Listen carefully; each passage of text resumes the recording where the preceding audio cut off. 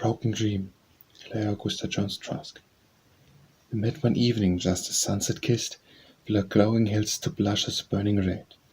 One summer evening when the sea's grey mist hung thick above the rocks on Lighthouse Head, and the warmth of shades of amber flecked with gold made over sands so cold and white and dead. I can recall, even now, for years have fled, the very smell of clover on the breeze. As I stand here breathless and alone, small salt scan floats to me from the seas. On the shore the waves press slowly up, breaking the hearts of musical release. We parted when the dismal autumn rain fringed the drear hills with grey and ghostly white, and through the leafless trees, wordless pain, wind sobbed wildly to the listening night.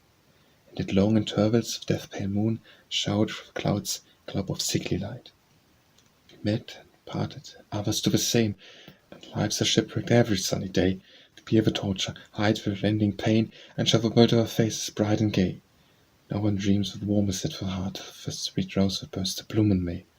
No love that spoke we, for between our souls an icy shadow stood ghost-like and dim, more deadly dreadful than the sea that rolls up the black headlands and the tide is in, keeping our lives eternal apart.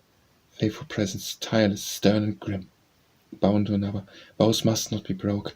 If hearts break, let them, though the world is wide, where life's safety and mad words unspoke, silence seal the tomb where hope must died. The world would call it sin to kiss the lips, so he in quietude let me abide. Here where the sea broadens out, blue and cold for vague leagues, to meet the southern shore, where in summer sunshine's fadeless gold lives to thee are calm for evermore, and not a pale regret just stirs the heart for breathing in summer gone before. You let me stay. Often your wind will be as a sweet augury of peace to me, some breath of air that has across thee blown in the fair land beyond the purple sea, and that the low melodious song of waves may bring my soul's suggestion full of thee. A Change of Opinion by Clara Augusta Jones Trask. Bessie, 'tis time the brindle cobbles milked, the shadows of the hill are falling down so fast they hide away the roof of Walton's mill. Go, Bessie, of the gloom of weeping night comes with its wings of ill. But mother dear, with candles set you strain, today we'd reap the grain, we'd come over at the set of sun to help me clean the plain. Please, mother, can't repine, hath away till I come back again. No, Bessie, I'll not have you tramping out with will this chilly night. Why, child, the very air bears on its wings a dreadful fever blith. Go to your milking, Bess, while yet the stains of sunset on the sky are bright. Well, mother, sure I know dear will think I'm fickle and untrue, and a great shade of sadness will come o'er his eyes so calm and blue. He will think that I've played him false, not dreaming it was you. Betsy, 'tis nonsense loving this young Will, he's plain and proud and poor. If 'twere not for the gossip of the dames, I'd drive him from my door. I forbid you e'er to see his face or listen to his silly love words more. But mother, Willie's aunt Jerome is dead, died but a week ago, and left 10,000 pounds of gold to Will. Last night he told me so. He's to be a gentleman, and dwell where servants at his bidding come and go. Ay, and Jerome is dead, Bess say you so, and left the wealth to Will. Well, child, you needn't mind about the cow, she'll fade upon the hill. Put the ribbons in your curls, my love, and go and meet young Will. A Dead Rose by Clara Augusta Jones Trask. 3 years ago tonight, a summer night, with lines of purple in the western sky, with sea waves rolling up the beach foam white, and in the distance a ship sailed by, a crescent moon pallid behind grey clouds. Oh, why do young moons, pale in sunset, die? We drifted on beyond the rocky isles that guard the broadening outlet of the bay, and watched the billows, mighty piles on piles, as, bounding in, they drenched us with their spray. And all the land and all the starry sky in perfect peace and silence tranced lay. The anchor just below the reach of sand that glittered gold in the misty light, and up the rocks we clambered hand in hand, forgetting that around us crept the night. There is no night for those who live and love, or times merge in one intense delight. How near it seems to me, that dreamy hush of silent sky and subtle, sensuous air.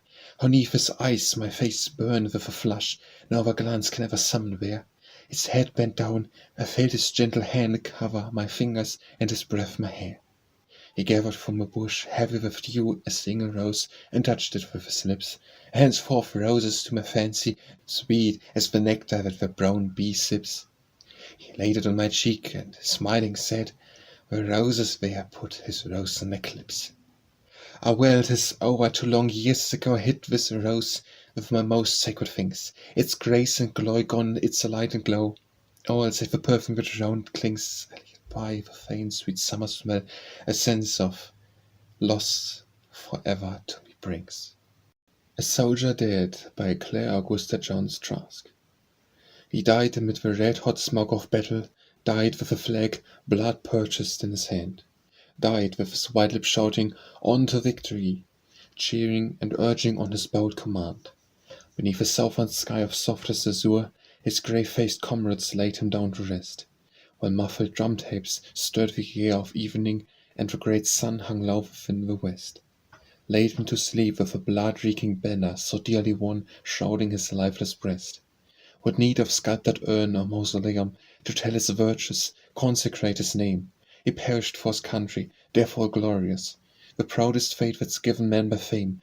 A nation's tears are his, a nation mourns him. His monument shall outlast space and time. Who's a soldier, shared a soldier's fortune, and yielded up his life in manhood's prime. Proud of the honor, proud to be selected to die a death so royally sublime. A fair New England home is drear without him, bright eyes are sad with weight of unshed tears. The memory of his lonely grave will darken the lives of kindred for these many years. But let them joy that for their noble country they had a dear one for sacrifice. He is not lost. The eyes of a great nation have marked the lone spot where his immortal lies. For though recorded not on history's tables, it is an epoch when a brave man dies. Leave him there. Wide and grand Atlantic shall sing his dirges now nevermore, shall daily chant his requiem as the surges beat up the curvings of a sandy shore. Strife and tumults of his life are ended, for him the charge, advance, sortie are done. We face no more the hail of hostile cannon, the smoke of conflict darkens not the sun. He scaled the walls and gained the heavenly bastions. His peace is come, his bloodless victory is won. After the battle, by Claire Augusta Jones Trask. Night settles on the mountain that flamed an hour ago with all the grand insignia of sunset's fiery glow, and through the purple heavens high in the amethyst the solemn stars are gleaming white through the enshrouding mist. For us they look on quiet, on peaceful, happy homes. We hear no roar of cannon nor crash of warlike drums. We see no battle banners, bloody and stained and rent. For us no smoke of carnage clouds the blue firmament. O stars and sweet moon hanging up in the breathless height, what scenes of desolation you look upon tonight! On green fields blushing crimson, on bright swords wet with gore, dropped from strong hands which grasp them, but ne'er will grasp them more. The night is gathering slowly, some faces lie so calm. You think the dead ears listening to the eternal psalm lie blankly gazing upward. The unheedful night is come, the time the soldier folds his arms and dreams of friends and home. They lie there all together, rebel and Union true, close side by side, the uniforms of grey and federal blue, white-haired and bearded veterans, youths with their locks of gold, whose pale unchanging faces now never will grow old. The living claim, all weeping the dead, why so are? They've passed God, and He cares for them evermore. They've crossed the mystic river and reached the shadowy lands. We follow them no further, we leave them in His hands. God, our hearts cry daily for all this strife to cease. Give us the signal victory and give us lasting peace. Remove all strife and bitterness from our loved land afar. Let the time come speedily, and there shall be no war. After the Rain by Claire Augusta Jones Trask. The sable clouds break into light to let the sun shine through. Above the ridge of western hills there's a belt of blue, and through the fleecy veil of mist the sun bursts into view. The white fields stretch toward the sea, fragrant with clover scent. The lilacs and the apple blooms in one sweet mass are blent, and in the east the bow of hope climbs toward the firmament. The brooks leap down the rocky steeps, white as the winter snow, their dreamy voices singing us airs of long ago. The blood red on the garden wall glimmers roses glow.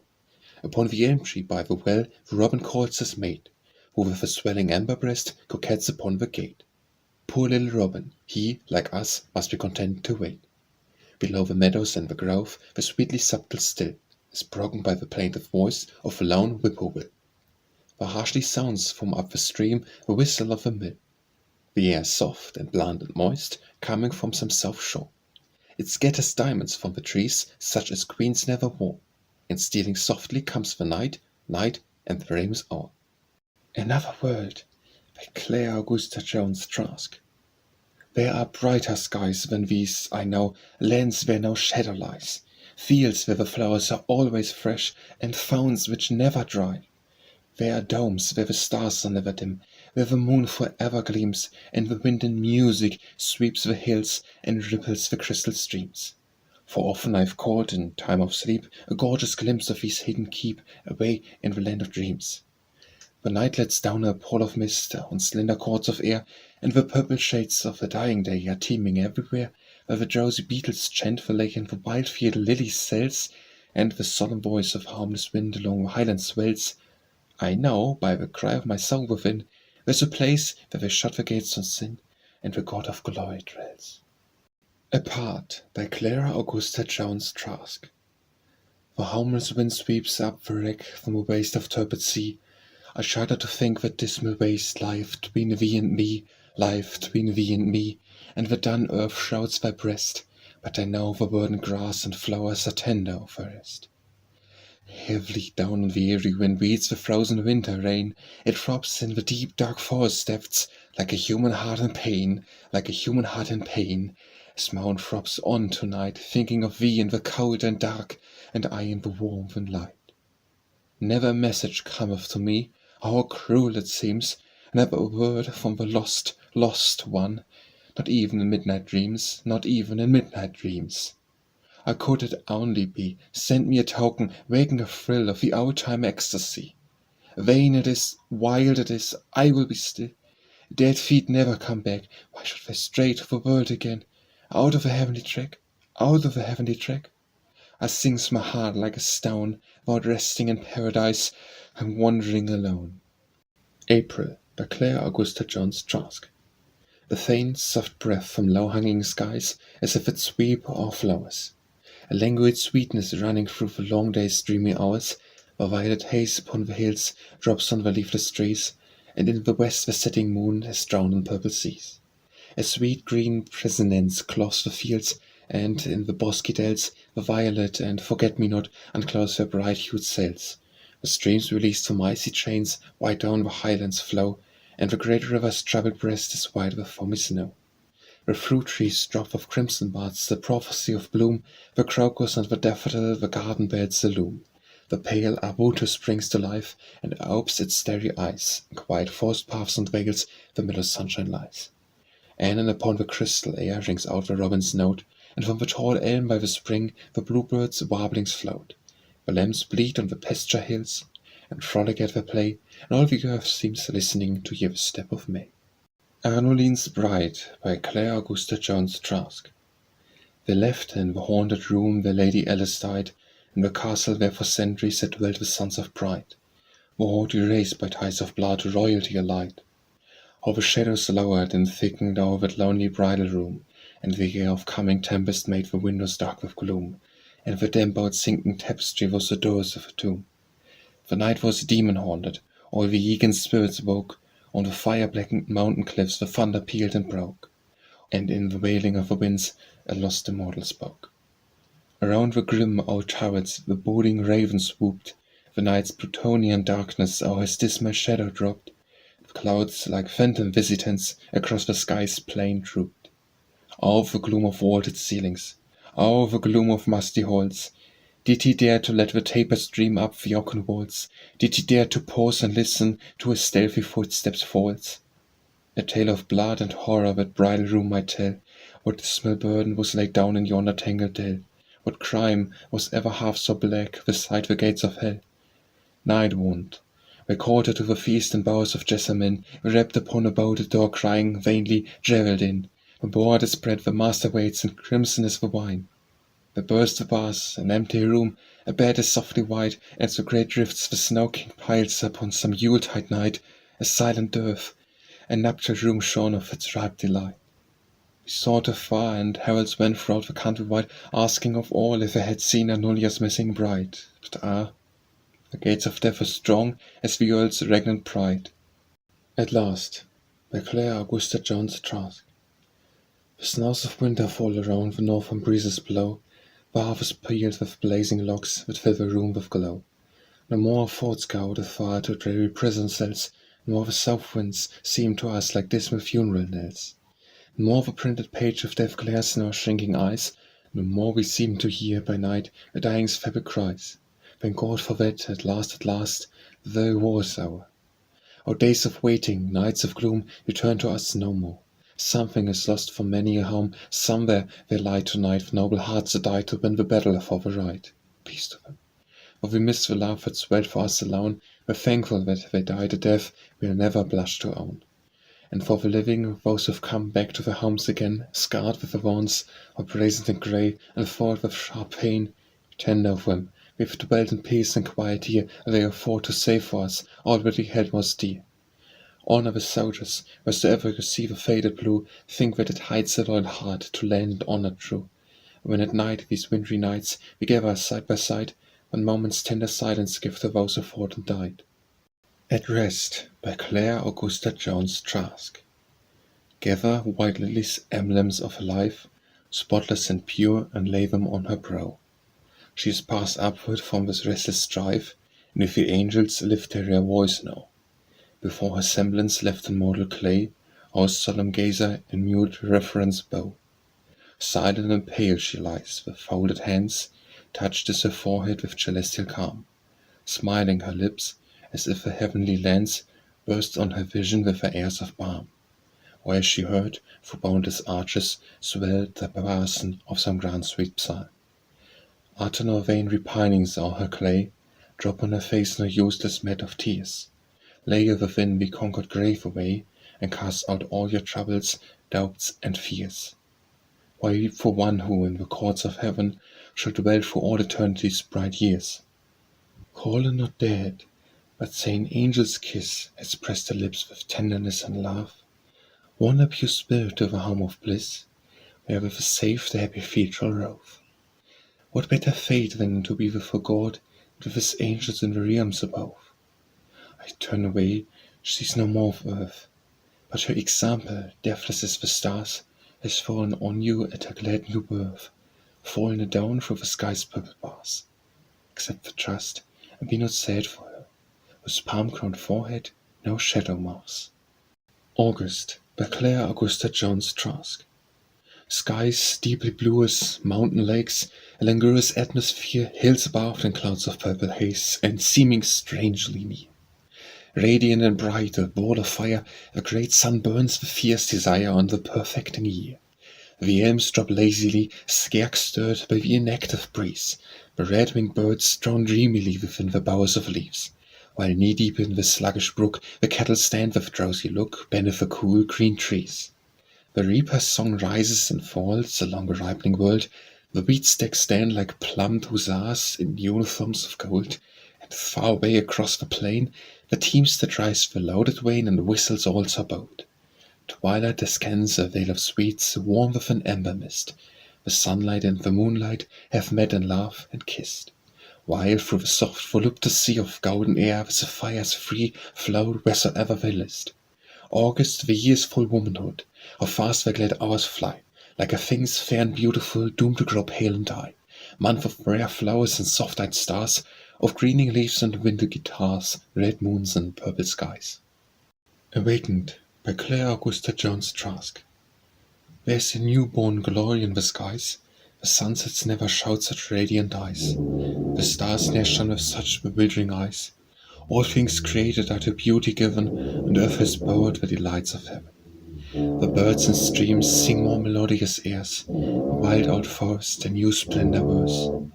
All that I view with love my heart ensnares, when the whole soul its full love wealth is giving, Bess in ecstasy and simply living. The atmosphere is full of rare, sweet stills, a mystic something all the broad space fills.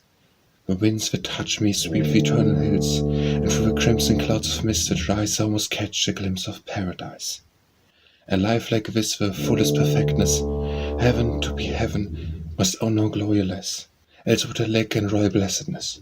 And even there, amid the waste of flowers, our longing hearts might turn to these charmed hours.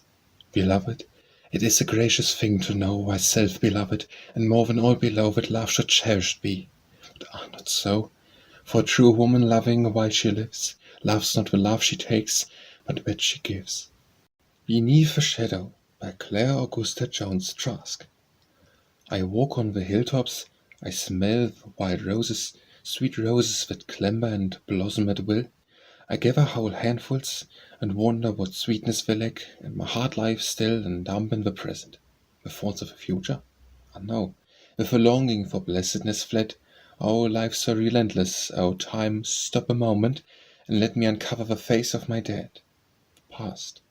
Let me look at it only a moment, an eternity boundless, exquisite in pain. Oh, could I roll back the wheels of time's chariot and live, just live over that heaven again. Rare heaven of sweetness, heart mute with anguish, is there any bitterness like unto this, and days that are barren and bleak as the desert, the remembering of hours that were golden with bliss? One voice was the music to me of all Eden, one smile was the heaven when I took rest. Did I care if the world went on or stood stagnant, when his arms were around me, my head on his breast? Silence was eloquent, sacred its stillness was sweeter than harp notes of music of spheres. I swam in a joy so profound, so exquisite, it found no expression save only in tears. Ah, well, it is over. The fair skies are leaden, the soft summer breezes are chill at the tomb. Shiver with dread as they sweep through the treetops, they strike to my heart like the voices of doom. Was there no balsam, no healing in Gilead, no help for the anguish, no cure for the pain? Can I never escape from the weight of his burden? Shall never come forth from the shadow again? Brother and Sister, by Clara Augusta Jones Trask. He sat on the lofty highlands, or climbed to the eagle's nest, wore the mountain rose in his helmet, the German skin on his breast.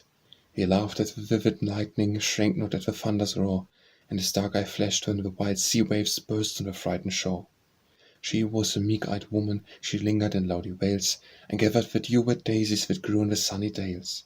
She trembled when raged the tempest, and paled at the angry sea, for her soul was attuned to the low, soft strains of love's sweet melody. He fought for the love of conquest, was first in the battle's brunt. He rode down the mail-clad warriors like deer in the forest hunt, and recrowned his brow with laurel, thundered his fame to the world, and wrote his name in letters of fire on the flag his veil unfurled. Her life was a calm flowing river going ever pleasantly on, her world was a cottage and meadow walled in by the blue horizon. She soothed every heart that was weary, and kissed off the tears of the sad, many a spirit that good woman made rise up from grief and be glad. He died as dieth the hero, unflinching, fearless and brave, defying the waiting death angel, defying the deep hungry grave. She died as the soft summer sunset goes out over the hills of the west, put her hands in the hands of the Saviour, and leaned her head on his breast. Oh, who in the time that approacheth shall mete he out to each the reward? Which one has done best with the talents vouchsafed by the hand of the Lord? Will he wear the crown of a conqueror? Will her brow be bound with joy's glow?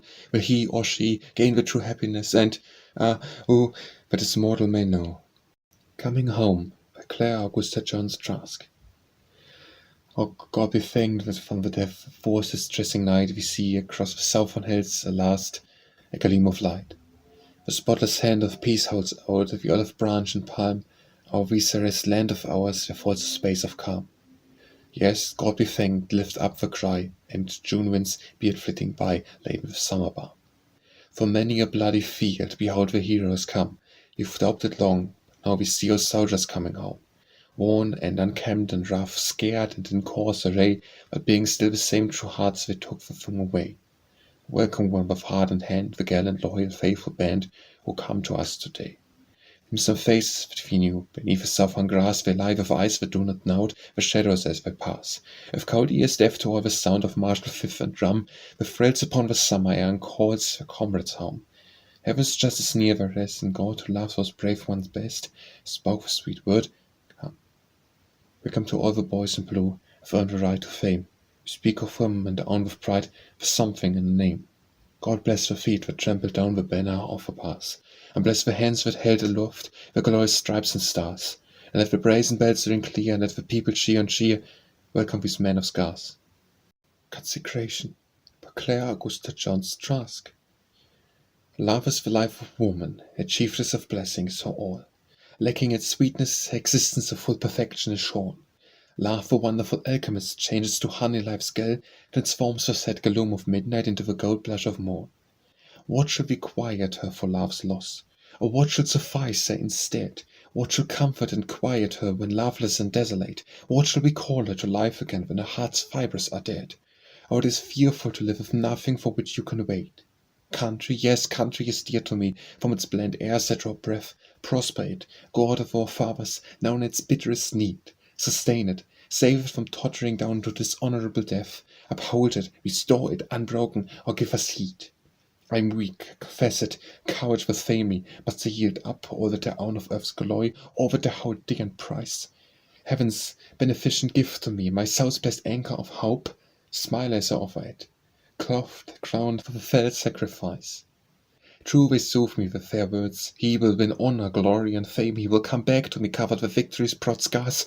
I should blush red with my pride when the multitude shout forth his name, my daring hero, my valiant knight, home returned from the wars.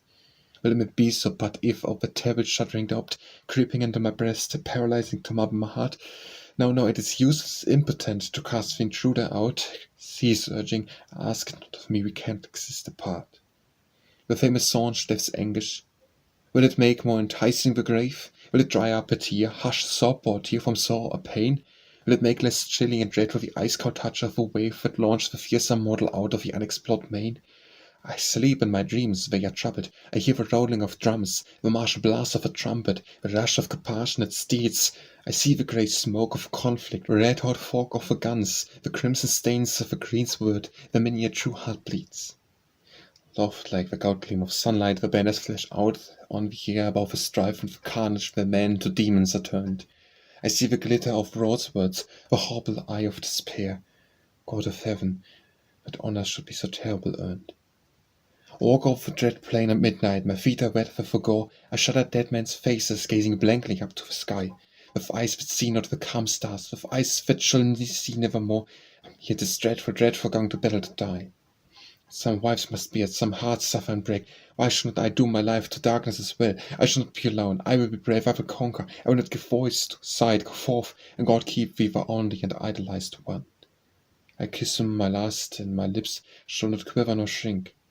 I will chill not his ardour, his great heart so loyal and true, shall not beat one throb slower for me, shall not with heaviness sing for my grief or my tears. I will show what a woman can do. And if the worst comes, if he falls, so let it be, great grief is dumb. Who shall proclaim my bereavement unto the people? To I. He will be lonesome, with waiting, I shall be speedy to come. Where will be left to me this, thank God, blessed comfort to die. Courage. By Clara, Augusta, Jones, Trask. Keep up your courage, friend, nor falter on the track. Look up, toil bravely on, and scorn to languish back. A true heart rarely fails to win, and will can make a way. The darkest night will yield at last unto the perfect day. See yonder little flower you've crushed beneath your treat, the sunshine and the shower beat on its bended head. The bough, it is not broke. It rises up again, and sheds a sweet perfume across the arid desert plain. Then like the tender flower, be ye our very man, and countless ways God blesseth you, deny it if you can.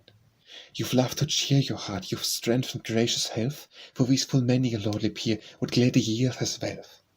Never despair, it kills the life and digs an early grave. The man rails so much his fate, but makes himself a slave. Up, rouse ye to work, resolve to victory gain, and hope shall rise and bear rich fruit, which long in dust have lain. Dead and Alive by Clara Augusta Jones Trask. There's a vague and terrible something tonight abroad in the depths of the air. Its ghost-like breath is cold on my face, its fingers are cold on my hair. I stand on the headland barren and bleak, and strain my eyes through the dark, and I see but the surges toss wearily up and break on the pebble-strewn arc. The arc of a cape, where the lighthouse gleams, a blood-red tremulous spark. What do I look for, coming to me from the waste of the seas? Orient gems, sweet-smelling spices and silks, breast-high in the slow argosies. What are jewels and odors to me, a regnant queen in my pride? What do I care if the merchant ships are tossed on the treacherous tide? They are not with my fortune or with my thoughts, but the frailest tenuous light. I wonder, I'm full of wonder, tonight, if a mist that is rolling down would choke the mortal cries of a soul that the ocean would drown. I wonder if man, when they struggle for life in the sinuous arms of the sea, have leisure to think while sinking down, to think of a fearful to be.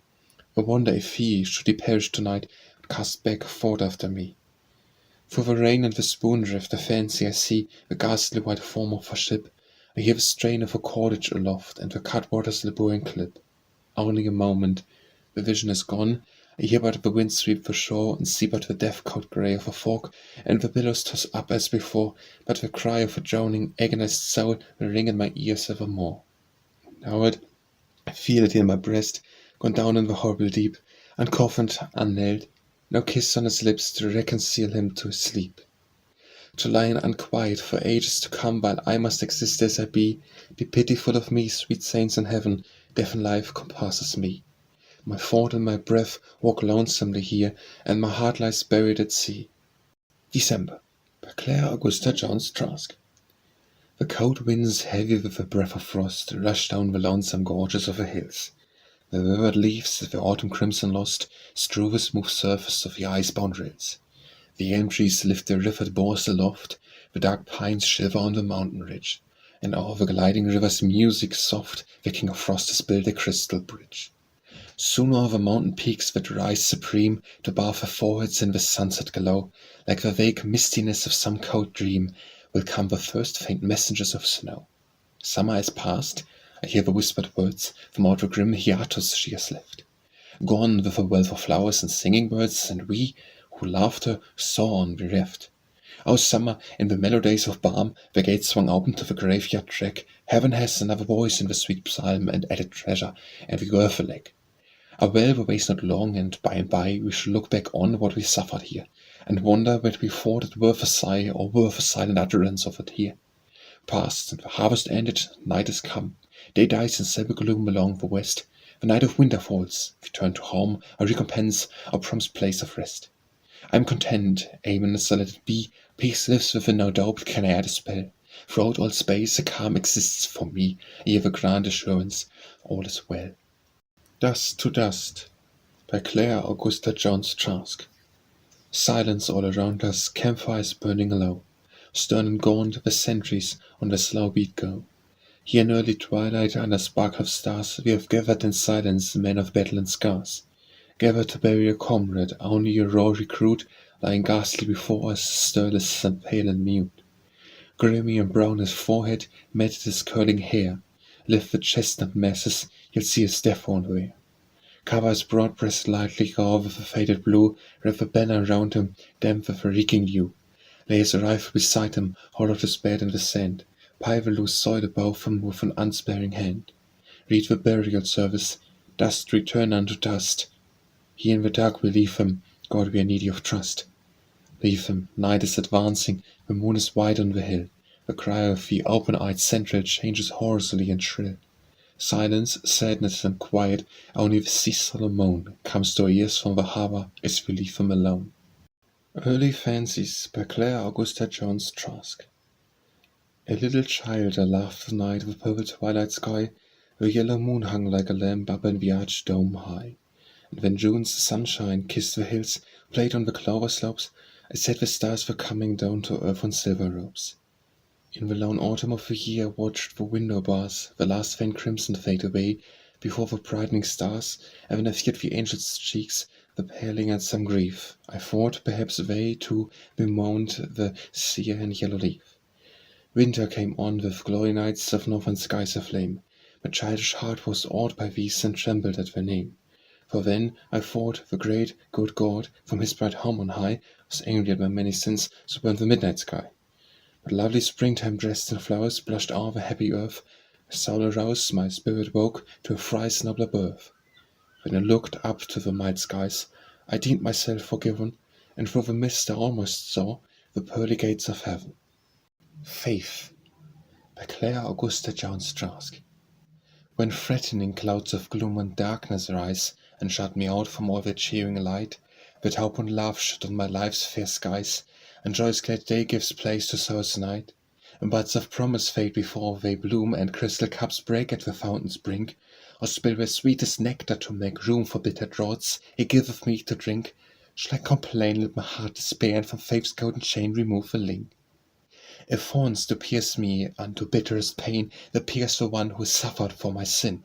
If burdens press me sorely when I fain would rest, should dark doubt enter in, to clog my soul and bind it unto dust, to turn my poor eyes earthward evermore, to dim the sweet perfection of my trust, to cloud the maze of the eternal shore. to make my feet slip from the narrow way that ends at last before the opening door? From the fierce warfare of the elements, from thunder, lightning, hail, and driving rain, from wild tornadoes when dried nature vents and shuddering throes the agony of pain, come forth those days when all the atmosphere's redolent and ripe with tender glow, those perfect days when heaven stops down so near, the angels fan us with the wings of snow, so come with perfect peace and faith in God to human hearts when wrung with bitterest woe. All trials that befall are for our good, we would not lose a single chastening touch. If wholly God's plan we understood, and new affections profiteth so much. O let me wear my faith an amulet, which should ward off all doubt, make me thine own. And early though my sun of life shall set, give me the grace to say, Thy will be done. And holding not the things of earth too close, turn unto God and cling to him alone. False, by Clara Augusta Jones Trask. I met him yesterday down by the sea, stood for a moment with his hand at mine, heard once again his soft voice speak to me, and the hot blood fired up my cheeks like wine. In memory I went back to that sweet time when life was all divine. Once when I met him, through his deep dark eyes shone out the brilliance of a tender glow, lightening his face at sunset lights the skies with his encrimsoned glories ebb and flow. Last night his eyes were steel, so hard and dense, his smile was frozen snow. We dwelt apart, our paths are severe wide, we hold no more those precious twilight talks, when in love's perfectness close, side by side, we wander down the labyrinthine walks of those old woods, where now the lonesome wind and gloomy grandeur stalks. Once I loved moonlight, loved those still fall nights, when radiant ember filled the atmosphere, when the arched sky burned red with northern lights, and earth seemed glistening with a half-lit fear. I loved all things because I worshipped him, and he was ever near. Now I shut out all pleasant sights and close with firm cold hands my curtains against the stars, and bar my windows lest my stern repose be disturbed by sound of love songs and guitars. Would that I had the power to close my heart with treble bowls and bars. Now I'm false, I scorn him, so I say, I would look upon his face again, with me all love and trust have had their day. I've done with sweet young faith and hope, but when he whom a woman once has loved can never be to her like other men. February, by Clara Augusta Jones Trask. There's a silence chill as death, and deep all the stretch of wood and field and plain. River and brook are hushed in noiseless sleep, the fields without garments, white without a stain. The bare gaunt trees are wrapped with glittering frost, the sun will change each diamond flake to gold. Night, pitying them, because their leaves were lost, covered their shivering limbs up from the cold, the fleecy frost, soft for every fold and fold. The moaning pines have ceased their tireless song, and stand in majesty, erect and grim, black where the shadows lie in state along the frozen labyrinths, so weird and dim. But by and by the northern wind will rise, and through the organ pipes a strong breath sweep, and all the sound of song which underlies these subtle silences shall rouse from sleep and stir to life and sound the hushes so deep. The lowlands where the river winds its course, its sinuous course through swamp and wood and fell, are resonant with voices rude and hoarse, which wake the echoes of a hemlock dell. Sharp as the crack of deadly rifles breaks upon the shuddering air that strives dread. The solid ice, which covers streams and lakes, snaps where the frosted mail has sundered, as if the dead stream turned beneath its coffin lid. The stars grow faint, and merge into the glow which bursts through all the sable face of night. The waning moon far in the west hangs low, and sinks celestine crescent out of sight. The yellowing east glows warm, and streaks of fire shoot zenithward, the horizon burns red. The mountain brows that to the clouds aspire blush in the soft effulgence around them shed, and all the earth with sunlight is outspread. From Nature unto God, by Clara Augusta Jones Trask. The windbird sweeps the fragrant ways, doth billowy clover cease, and breasts its music through the greenery of the trees. The summer sun that drops its gold on hill and plain and sea, the cooling shadows as they pass so still and noiselessly, all these familiar sights and sounds are beautiful to me. The far blue hills that in the haze of distance fade away, the fleecy white clouds mountain born that love at home to stay, the stretch of mellow purple sky arching in peace are all, building between the earth and heaven a fine divining wall, a thin divining wall, so thin that God can hear our prayers and answer when we call. All these delightful things I love, of earth and sky and air, they fill myself with images of light divinely fair. If such as earth beneath the curse of lust and pride and sin, earth where the threatening power of death throughout all time has been, what must be heaven, where naught of this can ever enter in? If all these gracious works I see, God's mercy and his care, The world holds no place so remote his love cannot reach where. I cannot stray so far away, prayer will not find his ear. In every place I know and feel his strengthening presence near. And if he loves and cares for me, what cause have I for fear? Gleam of Peace by Clara Augusta Jones Trask. The June sky reaches down, pure deeply blue, the fields grow crimson, the clover glow. A glimpse of heaven has almost broken through the screening veil to cheer us as we go, and God, who has frowned on us, smiles again and turns to gladness all our very woe. 4 years of blood, the way has been so sad, the lifeblood of our bravest and our best. Many have yielded up all that they had to save a country, loyal manifest, yielded them to the noble deathless fame that shall forever mark our soldiers' rest. To die for country, liberty, and right, a holy cause. Almost envy those who sleep in nameless graves this summer night, a sacrifice unto our country's foes. No better death to die, no grander fate to meet and conquer all the wide world knows. We look for day, we think the night is our. A south wind, sighing over blooming hills, speaks to us gently thoughts unsaid before. The solemn hush of twilight stills, we catch divine suggestions of a peace which shall descend upon us when God wills. The war's ended, do we think and speak the words with all the grateful thrill they claim? Have our hard lessons brought submission meek unto his will, whom all the angels name with reverent voices as we mention those whom holy martyrdom consigned to fame? We weep for those we loved and yielded up, their deep graves and many bosoms here, sauced and hand has pressed the bitter cup to many a lip. God is always near. To those who mourn, he will not forget to dry the weeping eye and anguished tear. Peace, my soul thrills at the welcome sound, at peace once more.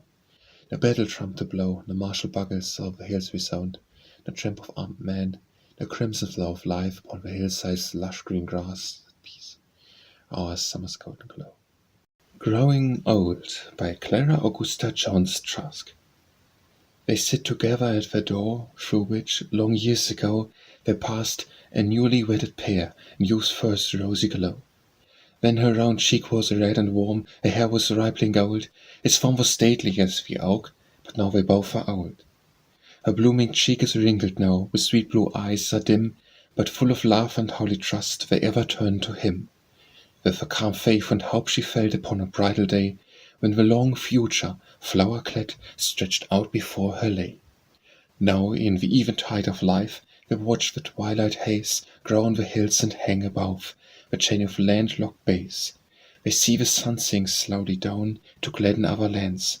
They feel night coming, and they sit serene, with close-clasped hands. Humility by Clara Augusta Jones Trask. There's a little river down below the meadowland, where the ripples beat in music on the snowy pebbled sand, and the foam from tiny rapids glistens like a spirit hand. There are no wondrous cataracts to win a nation's gaze, no cruel, treacherous eddies, no wild and devious ways, but the sweet river waters feels and gladdens the lonely brass. There frowns not one its borders the castle of the king, but down in shady valleys where bells of cattle ring, they say the little river is a kind and blessed thing. Nor hoary stately cypresses, crowned with clinging mistletoe, lean o'er the quiet waters or are mirrored in their flow, and yet the river's power is felt in ocean's undertow. And a single word of kindness, spoken to a heart that's cold, may be priceless as the jewels which princes wore of old. For a little smile of charity is better than fine gold. In Mourning by Clara Augusta Jones Trask. Say I must be calm and try to bear with just as men as a brave woman should, content, nigh prideful, that I've yielded up the life of my life for my country's good. Must be calm, well, down is not more calm. I do not wringing my hands or beat my breast. My eyes are dry, I've not a tear to shed. My fretful weeping might disturb his rest. Sighs come not from my lips, feeling is dead. Only a dull endurance reigns within, disturbed at times by longings wild and vague to cast off life, it is so cold and grim. An open grave lies ever at my feet, whether I wake or toss in restless sleep. I smell the damp fresh mould and hear the spade go crunching down to make it dark and deep. I see him lying by its ghastly brink, the crimson banner with its bars of white, bored with his life, folding his quiet breast, and gleaming blood-red through the moonlit night.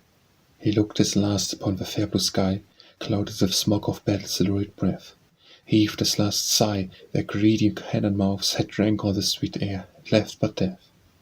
No gentle hands to touch his clammy brow, no tender kisses on his silent lips, no voice of love to soothe his failing ear, no kiss to close his eyes in death's eclipse. Leave me alone. Words of little worth that fall on deafened ears. Leave me alone. Your comfortings mean well. Take thanks and go. What use to waste your breath upon a stone? In Ruin by Clara Augusta Jones Trask. It stands there on the green hillside, covered with roses like a bride, and round its chimney-tall elm trees whisper the boughs and shake their leaves. A low brown house with windows tall and gables where quaint shadows fall. The lily blooms and mottled pinks crowd round the ruined fountain springs, kissing decay with crimson lips, putting gloom in gay eclipse. But now the hands of happy girls gather the flowers to deck their curls. I cross the sill and sit me down upon the doorstep bare and brown. I call aloud, a gentle bird, a name of a sweet-voiced singing bird. Where dwells she now? What regions hold her with the hair of living gold? I call and listen, empty sounds from empty hills and empty grounds grate on the air and fright the ears like towns the pale death watcher hears, and the red robin with a cry flies startled up against the sky. 3 tombstones out beneath yonder tree, one cold grave deep in the sea, a nameless mound in Indian lands. Asleep my heart, a rest of hands, a windless rest where death is king, waiting where resurrection spring. In silence, by Clara Augusta Jones Trask. A long, low line of blue hills toward the west, above them lingering still a crimson stain, a purple shade of azure in the east, and lying under it a grass-grown plain. A river broad and deep, with wooded shores, bearing up its breast a boat snow-white, an idle rover leaning on the oars, and drifting with the silence and the night. The birds, so varied with the day's sweet songs, have sought their eyries in the forest trees. Not even a lonesome nightingale prolongs the wildwood concert with her melodies. The moon, so calm in holy quietude, sails in the pathless ocean of her blue, as if to cheer her queenly solitude. A single star from the pale gloom peeps through. The shadows thicken on the southern ridge, the weird pine forest rises grim and black. The wide road leading to the elder bridge gleams through the maples like a ghostly track. The lush green meadows send up clouds of mist, white as the snow that falls from wintry skies. Day's forehead pales when night has stopped and kissed, to gloom and silence all her brilliant eyes. In Spring by Clara Augusta Jones Trask. The skies are blue as English violets, the breeze suggests red tropic airs of balm. The sun in purple splendor nightly sets, and evening closes with a saintly calm. The mornings are ablaze with red and gold, the sunlight takes a warmer, richer hue. Rare possibilities the white clouds hold, of grateful shadow and of cooling dew. The brooks let loose, bound down the rocky heights, no more the frost king binds to sleep and dreams, no more the cold gems with pale crystalites, the shrubs that drop above the ice-locked streams. The buds swell into greenest wealth of leaves, upon the great elm just without the door. The robin chirps within the forest trees, the bluebird whistles from the barren moor. The frog pipes shrilly in the lonesome swamp, the sweet notes of the thrush break softly in, and, like the blood-red banner of a camp, the scarlet maples show their blossoming. The wild arbutus blushes in the dell, the damp, cool dell beneath the old pine trees, a breath of subtle fragrance in each cell of summer sweetness uttering prophecies. The day declines, dissolves into the night, all lush and moist with smell of growing leaves, and over all the young moon sheds its light before it sinks behind the western trees. In Time of War by Clara Augusta Jones Trask. There is a sadness in the autumn air, something beside the yellow leaf and sere. Reminds us of the hopes the young spring brought, sweet hopes that perish with the waning year, and over all the land a sigh of pain shudders along the mellow atmosphere. The great heart of the nation, stirred from peace, torn from the quiet languor of its rest, breaks lavishly its wealth of crimson life on southern fields and prairies of the west. Oh, what shall be our final recompense for all this carnage of our brave and best? A country and a name, we stand for that, convinced, though suffering, it is better far to weep for all we love and cherish most than to give up a signal glorious star. And let the right hand perish that would dare the blue field of our banners thus to mar. Count the cost, we know the stricken hearts, God pity them, make them strong to bear. And from the waste wild lands of sea-girt main unto the golden shore of promise fair, unite as one once more these severed states, let the cry of union fill the air. It cometh, by Clara Augusta Jones Trask. It cometh, the day after night-time, the sunshine after the rain, the golden sky after a tempest, happiness after sharp pain. Then lift up thy head, silly weeper, and take up thy burden again. With hopes are gleaming and glowing, though hid in a vapory mist. There's a beautiful pinnacled city away in the blue amethyst, and the mountains burst out of shadow when their brows by sunshine are kissed. Man level the oak of a forest, but the roots remain in the earth, the clamour for newer existence and spring to strong second birth. And 'tis thus with a fortune-crushed mortal, whose soul has the true royal worth. The best steel has most refining, gold is assayed by out fire, and the heart is oft tried by the wrecking of passion and hope and desire. But the wind which will conquer a sparrow but makes an eagle soar higher. When cast off the fetters of fortune, no bow to fate's autocrat not, and scorn to walk tamely the pathway a craven-souled million have trod. Be worth of a glorious destiny, man, made in the image of God. January, by Clara Augusta Jones Trask. The snow lies heavy on the hills, the lowland wastes are wide, the lowland wastes are wide, the sharp-wood whistle shrill and cold in the great elms tonight.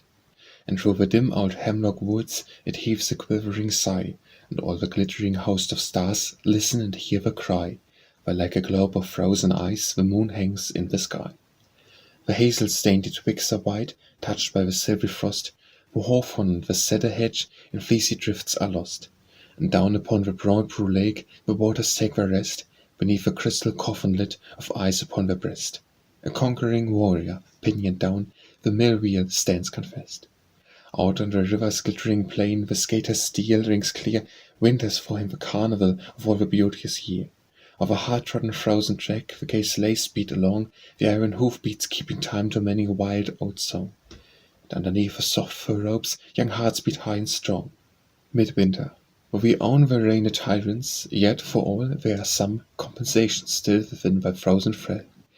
With hope and youth and love for ours, it's little grief to know that all outside our firelit home is buried in the snow. But when we live with those we love, we bask in summer's glow. July, by Clara Augusta Jones Trask. Clad in her robes of green and gold and royal purple, fold on fold, Midsummer's gracious queen enters the kingdom, blossom-crowned, and sheds her peerless grace around with majesty serene.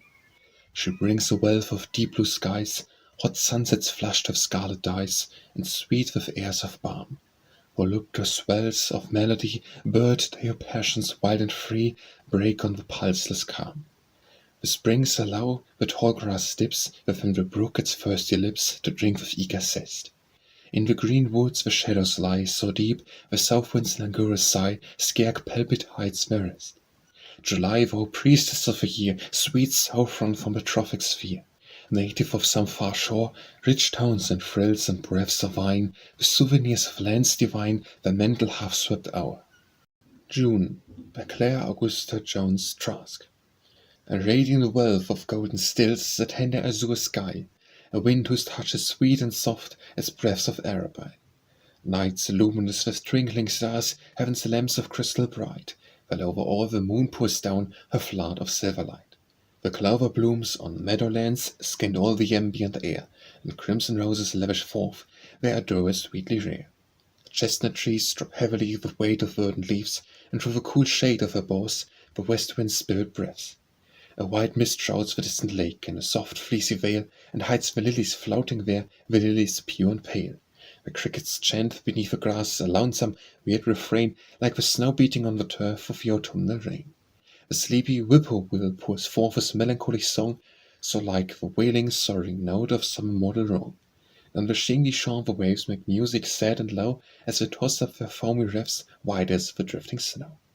O June, rare month of love and hope! Sweet time of birds and flowers, of golden hushes, royal calms, and long, bright, sunny hours. Methinks that with full flush of life grand insects spring to birth, and that in June sweet heaven seems a little near to earth. Little Grey Bess, by Clara Augusta Jones Trask. She climbs to the window ledge by my side, little grey Bess, and she touches my face with a little wet nose that will not be denied, and she tosses her head with infinite grace. Poor little kitten, poor little pet. We have lived on through the sorrow and gloom, our little kitten. If we could forget to recall the June night with the low-hanging moon, that long agone night when the sea billows broke up the sharp shore with a garrulous croon. George was the last one. All of them slept along the valley beside the sad sea. When I buried my dead, I joyed while I wept that God had been kind and left one to me. And the war cloud o'er Sumter walls broke. He hurried to me with fire in his eyes. My boy's gentle heart to mankind awoke. Mother, he said, who will falter? Not I. The black name of coward, the love of proud scorn, I too judge it sweet for my country to die. For my heart trembled, my voice did not quake. How the wind whistles across the lone moor, and the leaves of the sycamore quiver and shake, and the seagulls are flying in thick to the shore. I told him Godspeed, and I buckled his sword, and enjoined him to ever be loyal and true, to yield up his life with a flag his soul lowered, and trailed in the dust its red, white, and blue. And I bade him remember his work was the best that God and his country had called him to do. When he departed, he patted your head, little grey Bess. I'll never forget the voice of my boy as he held it and said, Mother, be kind to my poor little pet. Little kitten, you listen in vain, listening and waiting and watching our wail, pitiless wind, fall, pitiless rain, and beat wild sea billows upon the sharp shore. Let me shut tight the windows, little grey Bess. He will come in through the wicket no more. I remember the fate-burdened day when they brought me a letter, unsullied and white, written in a strange hand, endorsed, no delay. And I touched it how swiftly the day changed to night, only a line but the letters glowed red as with blood, no more nor less. Shot through the heart. Oh, my brave noble dead, but we miss him sorely, little grey Bess. It's lonely and sad, for the nights are so long, but you and I left in the house, little Bess. Looking Beyond by Clara Augusta Jones Trask. What is there in the summer air tonight that minds me of a sweet day long or past? What is there in this warning mellow light that brings out memories to me thick and fast? Is it the scent of purple heliotrope that steals up to me from the garden bed, or the white clover on the meadow slope, or the luscious strawberries glowing ripe and red? Our life, our death, our mystic web of sense that stretches between this world and that to come. Will that life be sufficient recompense for what we suffer here in silence dumb? Our deepest sorrows never can be told, our ghastliest wounds we cover up from sight. The griefs that make our youthful brows grow old are those we hide in silence and denied. I wonder if the dead have hope or thought for us to sorrow on in mortal clay. I wonder if heavenly lives have brought them so much joy they never look away. Away to earth, where those they loved are still breasting the stormy waves of adverse fate, looking with eyes so mutely pitiful for the unfolding of a golden gate. I grow so weary, sometimes it would be sweet as a mother's kiss upon my brow, to know that those who've crossed the unknown sea, those whom I loved, have pity for me now. To know that when I saw they looked down with tender eyes from immortality, to know that those who were a fadeless crown in heaven's glory still have care for me. Lost by Clara Augusta Jones Trask. The drifting rain came o'er the western hills, the air was blind with spray. The thundering rivers swelled the simple rills, the roaring torrents drowned the grinding mills, but the mists obscured the day. She trod with nimble feet the beaten track, up the mountain steep, along the dingy deep, nor looked she back, while in her train the frozen rain leaked in a cataract. The sheep were on the heights, her lamb, her pet, she called his gentle name, and through the flying drifts of cold and wet, the heaving mists around her like a net, she vanished like a flame. The avalanche burst from the mountainside and crushed the mighty trees, ran down the cracks and seas, deftly tied, and man grew pale, and on the gale ran curse and prayer airlit. From night the morning came, the red sun flush lay on the highlands bleak, and in the dreamy air there was a hush, and on the dismal scene there was a blush, like shame on anger's cheek. But never home came lamb or maiden more, down the mountain steep, but frightening the old wives when tempests draw, her voice calls clear night's dead ear, the lamb's name as before. March by Clara Augusta Jones Trask. Mud underfoot, forks overhead, rain, drizzle, gloom and mist, winter and spring are reconciled, have met again and kissed. Uncertain, fickle, fierce and false, a monster in his rage is March, a lion wild to break the boundary of his cage. parent of winds and frantic storms, patron of sulky nights, and all the sky's blood-red with dancing northern lights, repenting now and then to show suns like the suns of June, and soft cerulean placid skies above a placid moon. White snows, forgetful of the time, drifting across the hills, and spurious ice bridging across emancipated rills. Touches of fiercest polar cold, blasts from boreal shores, sweeping with fiendish rage and spite the dreary waste of moors, crushing with brutal cold the flowers that fain burst to bloom, dooming all vegetating things unto a common tomb, nipping the frosty breath alive of bud and sprout and leaf, but little care we for his power, knowing his reign is brief. Marion, by Clara Augusta Jones Trask. She is past, away, like a fair star, lost in the brow of day, like the echo of lava, sweet and gay, like the perfume which died out yesterday, as evening's silver dissipates day's gold, as the sweet music of a tale of told, as the red clouds that round the mountain fold are changed to grey, she passed away. She passed away, like the soft sunshine of an autumn day, like the mist drifts from off a sunlit bay, like the light footsteps of a woodland fay. As the bright rainbow spanning the dark sky, as whistle down when stormy winds are high, as the hoplite born in the very eye flees at grief's day, she passed away. May, by Clara Augusta Jones Trask. The year is full of golden glows, sweet prophecies of June, are on the sunset skies each night, which face the rising moon. In mountain seas of amber mist the stars shrink out of sight, and in the maze of fervid hues the day blends with the night. The morning airs are sharp with frost, smells of the pine and fern, come from the east hills, where like fire the sunrise glories burn, and in the pasture at the gate the lazy cattle stands, watching the farmer as he goes to sow his fertile land. The dandelion stars the field, with yellow splendor gay, the orchard dress themselves in white, because the time's May. The plains are greening in the sun, and soon the clover grass will crimson all the meadowlands on which the wild bees pass. Oh, rare west winds and airs of balm steal down from wildwood heights. Oh, scents of spruce and pine and fern, and breath of sweet delights, come softly to me o'er the reach of rippling sunlit bay, and linger long, oh, linger long, because the time is May. Allonby, by Clara Augusta Jones Trask. Night is come down o'er the lone sea, the wild wind has risen to frenzy. The spirits of dread walk the shore. Across the long stretch of the quicksands, and over the bleak, gloomy headlands, I heard the billows grim roar. O angry and treacherous ocean, O white caps in fiendish commotion, be kind to the ships in your care. Be merciful to the bold rangers who've dared all your perils and dangers, whose brave hearts never despair.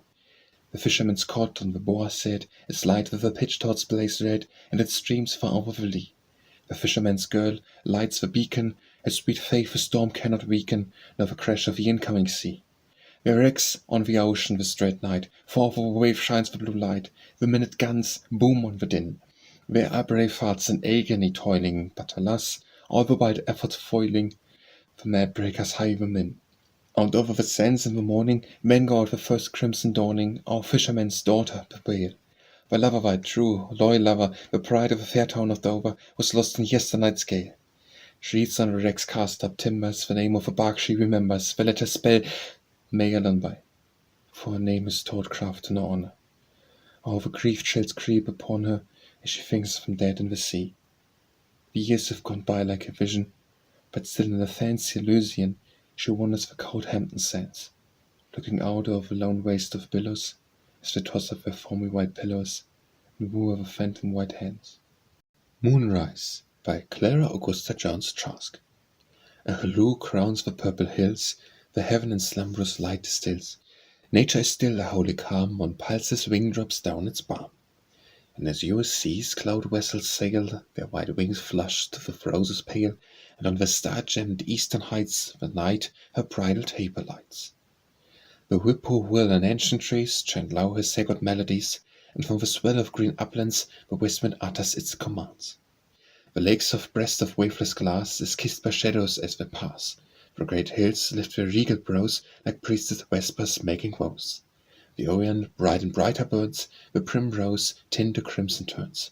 A flash of silver, touched with gold, leaps up the sky steeps, fold on fold.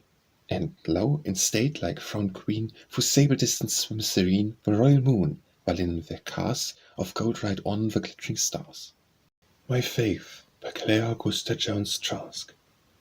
When quiet reigns upon the earth, and placid is the sky, with not an angry cloud to dim the crystal vault on high, when gentle happiness is mine and cares fled my breast, when not a stormy trouble tears the calm sea off my rest, God, I fear that I ignore thy goodness and thy grace, and turn to other shrines, away from thy resplendent face.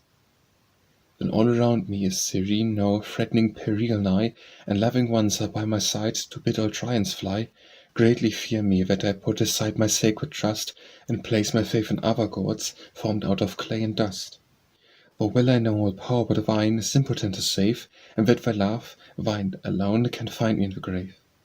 But when grim danger glowers at me and chills my blood to stone, when thicker friends flee from my side and leave me all alone, when heart and spirit faint and fail and flesh grows sorely weak, what can I do but come to thee all broken, contrite, meek?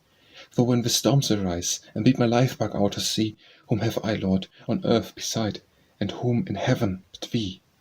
My Little Lady in Blue, by Clara Augusta Jones Trask. My little lady in blue, I follow her down the street, and look on the sand for the dainty print, the winsome print of her feet, feet so charmingly, cunningly fleet, gaiters but number two. My heart leaps up at sound of her step, and beats a noisy too, airiest, fairiest, sweetest and best, my little lady in blue. Cheeks like the roses of Spain, hair in ringlets of gold, tossing and waving at every step, billows of sunlight unrolled. Hands like the fluttering leaf of a lily, graceful, stainless in hue, white, aristocratic, small hands shared by the favored few. Never were hands in all the wide world like those of my lady in blue. Singing birds in the trees chant their merriest song, when this little witch of a girl comes lightly tripping along. Whatever the balmy west wind, I'd sail the purple voids through, and rest in the shadow made by her curls, and taste of her crimson lips' dew, and the envying world should look on me and my little lady in blue. My Love, by Clara Augusta Jones Trask. Thou hast a lone, dark corner in my heart, to me unknown. I've never dared to fathom the dim depth, lest it be stone. And yet I know my soul's most sacred thoughts live there alone. I know not if I'd love thy clasping arm or thy lips' kiss. I never linger near to catch thy smile, lest it be bliss. And would I risk to drink of perfect joy in a world like this? Often at midnight a wild longing comes and seizes me, fervid, intense, and strong, it folds me round, and when I long to be in some unpeopled, trackless desert waste, alone forever with thee. My Suitors, by Clara Augusta Jones Trask. I have two suitors for my kindly grace. The one a farmer's boy with hard brown hands, the other is a high-born English earl with stately castles on his widespread lands. My Lord Eugene has a fair classic face, and pearls and gold laces all his robes bestrew. My Charlie has an honest sunburned cheek, and wears a private's uniform of blue. Don't think I ought to care for both, do you? Both say they love me, both are very kind. Eugene will shield me from all care and strife. Charlie will give me all his warm true heart. I shall be a Union soldier's wife. Eugene will never leave me, so he says, but soon to Charlie I must say adieu, and think of him upon the dangerous field, lie awake to pray the whole night through. He may come back no more, and not be cold with you. I saw Eugene in furious anger once, beating his horse till every quivering link of a proud beast hardened his sinews steel, and the deep eyes flashed lightning back to him. Charlie's white mare knows not the coward whip. He feeds her with red clover wet with dew. I smooth her mane, soft as Italia silk, and, loving her, think of a master too. Could not trust a man who beats his horse, could you? Welcome soft summer night, ablaze with stars, flushed rosy with the languid smile of day. Welcome warm breezes that have swept through groves of orange trees around some southern bay. Anchored at my heart's address, a calm supreme fills me with voiceless peace strangely new. Almost fear to hold it back at mine, lest it should vanish like the morning dew, and I think I should regret to do you. Nearer, by Clara Augusta Jones Trask. One sweet and precious thought comes to me every night, when dying day flushes the west with blood-red gleams of light. I'm near to the perfect life, near the great to be, near the night when peace shall come, near, my love, to thee. The winter's cruel cold sweeps o'er the graveyard bed, the white snow hovers tenderly over unconscious head. But peace and calm drop on my heart with each declining sun, for when I think it will not be long before we shall be one. through toil of hand and brain and heaviness of heart, through all these long-drawn years since we have been apart, at each pale twilight's fall along the woodlands dim, some spirit voice has whispered me a day's length nearer him. I laughed and lost, I wait and dream of her to come, in faith I'm trusting death to bring me to my one dear home. And in the golden glow upon that summer shore, she clasp hands to live and laugh through all forevermore. Never Again by Clara Augusta Jones Trask. I look abroad upon the calm, fair land, where autumn's breath has dropped the wreath of snow, and where the pine trees, mute with waiting, stand to strike the harp notes when the wind shall blow. Night drops her grand old silence slowly down, lines of air and ocean blend in one. The gleaming steeples of a distant town are lost in mists of twilight soft and dun. Oh, shall rare joys and thoughts and towns and thrills come to me in this hour of music stills, never again? I remember, in the long ago, such nights as this, sweet almost unto pain, when all the world was salute with a glow, and full content descended like a rain. The quiet night passed in a mazy dream of golden glows and flowers of brilliant dyes. I floated down in an amber-bosomed stream, and gazed on summer skies with half-closed eyes. Now the soft veil of love and youth is rent. When will my life be filled with still content? Never again. November by Clara Augusta Jones Trask. The fallen leaves, wet with the autumn rain, strew thickly all the lonely forest aisles. The slant-gold sunshine falls as if it fain would warm the earth to summer with its smiles. Adown the cold, bleak hills the north wind sweeps, fresh from the regions of perpetual snow.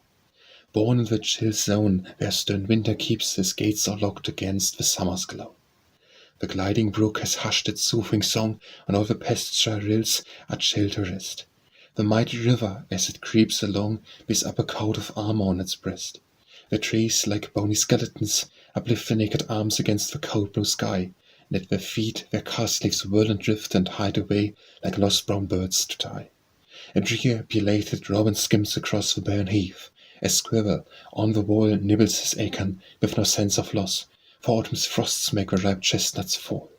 The wild geese, fleeing from the northern lakes, mingle their croaking with the shrieking wind, and through the tangle of a copsewood breaks the hunted stag leaps with the hounds behind.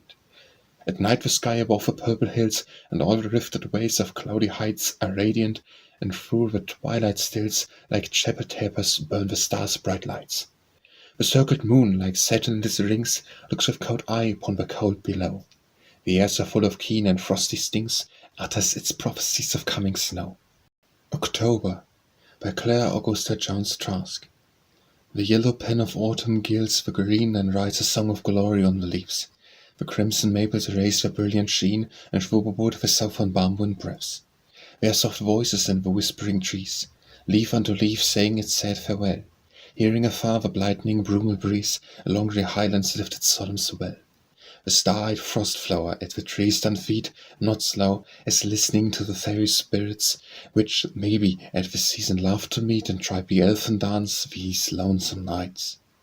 The snow-white rabbit, changing to dapple grey, hops light along the leafy rusting aisles. The squirrel, chirping on his homeward way, rests for a moment on the low rail stills. The graceful fox with terror-quickened bounds, though thirsty, stops not at the silver rills. He hears the baying of the hoarse-mouthed hounds, and hunters shouting down the bare brown hills. The partridge drums along the yellow dell, the drooning raven croaks on blasted trees, and in the copse the quail's low piping bell charms and entrances with its melodies. The mellow apples blush in spacious heaps, waiting to load the Camro's harvest wain. The purple grapes gleam on the highland steeps, and scarlet fawn plums every hillside stain. And at the work the reaper whistles shrill, plodding his slow way over wheat-grown wold. And in the fields the corn shocks stand so still, they seem like towers of tasseled gold.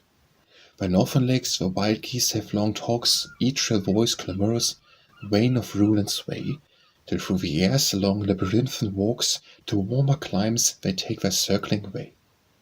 The sun sinks down, curtains of mist arise from murky tarn and sluggish bosomed pool. Dull fogs and vapors hide the gorgeous skies, and ocean breezes blow in fresh and cool. One Way by Clara Augusta Jones Trask. The wild winds whistle down the hill's dark gorge, the leaden airs full of hail and snow, and tossed and harassed by the reckless wind, The drifts to frigid, white-capped mountains grow. The cold is brutal, ice reigns everywhere, the prison streamlet groans in sullen pain. The mighty river, flowing to the sea, struggles in impotence to break its chain. It is a night when, thankful unto God for home and love, we gather round the hearth, when we would draw on those we care for most to our embrace from all the wide cold earth.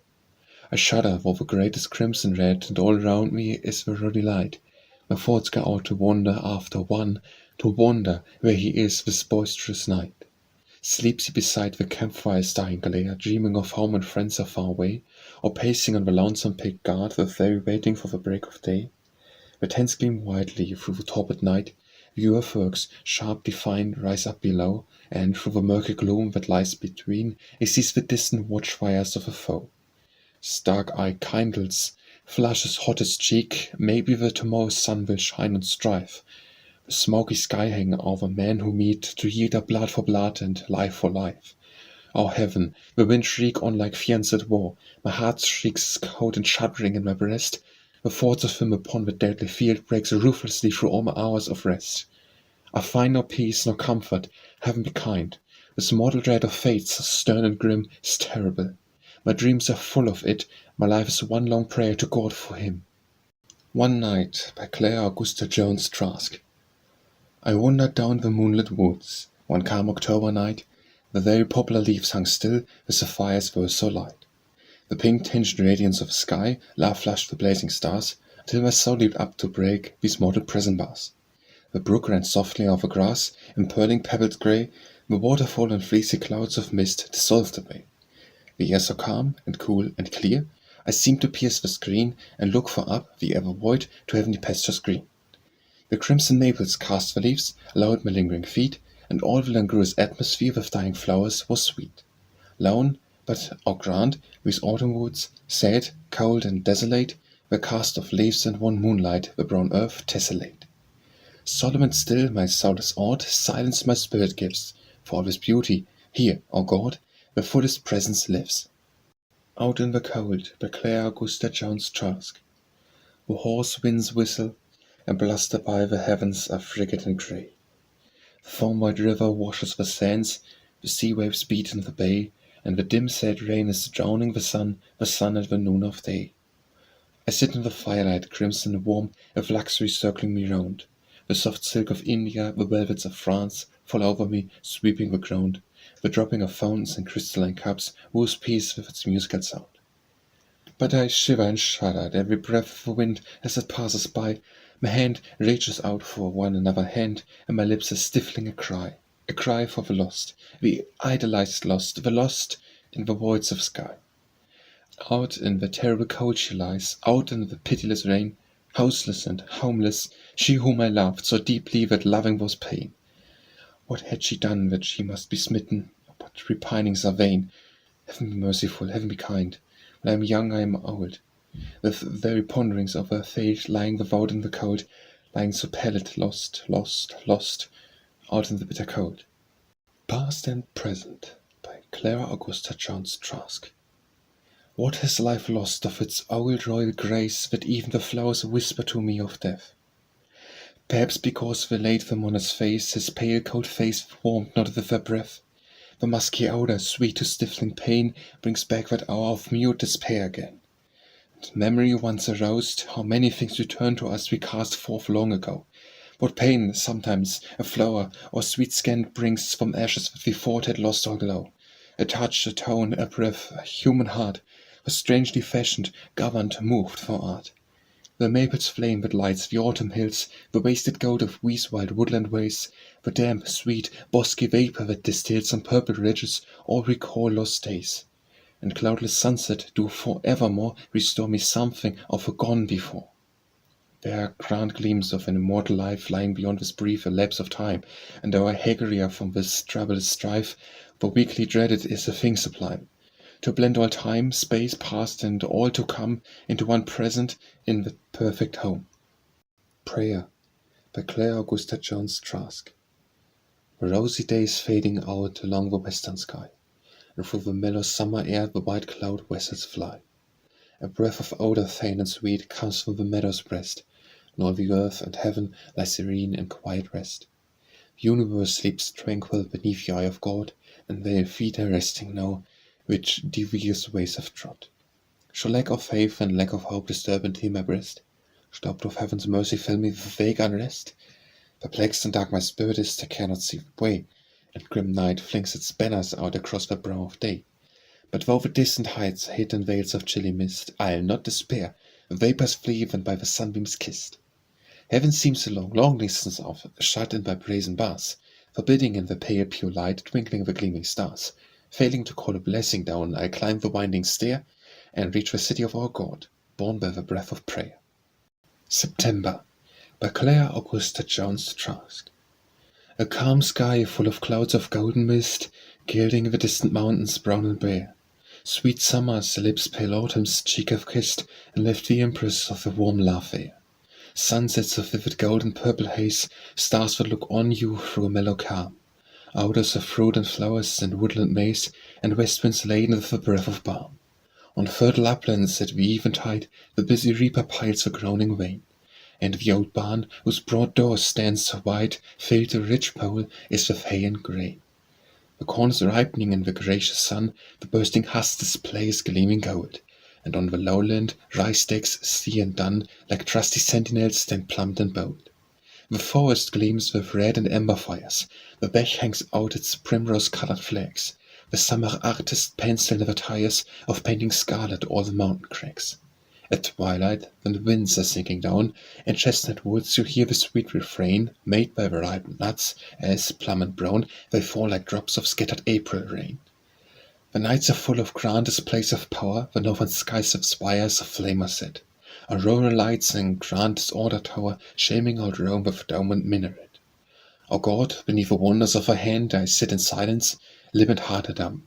Earth, air, and ocean, all this widespread land, strange to existence when thou badest them come. Looking up to the dim voids of the sky, where sails the moon, an island in the sea, the soul is lost, words and emotions die, thought only dwells on thine infinity. Something lost, by Augusta Trask.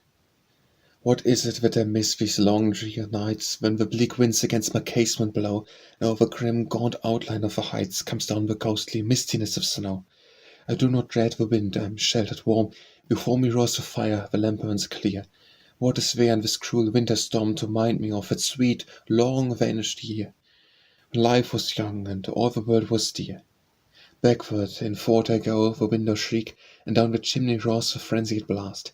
I hold my breath. Is it the dead voice speaks from out the sacred silence of the past? The gate swings back and forth, I hear it grate, its iron hinges hoarse with age and rust. Often where I've paused to watch and wait, the sound of feet that lie within the dust, so long ago when I took all things bright in trust. The mad winds below like the ocean waves through the great elm trees just across the street. Why does the sound bring to me thoughts of graves on bleak, bare moorlands where the cold storms beat?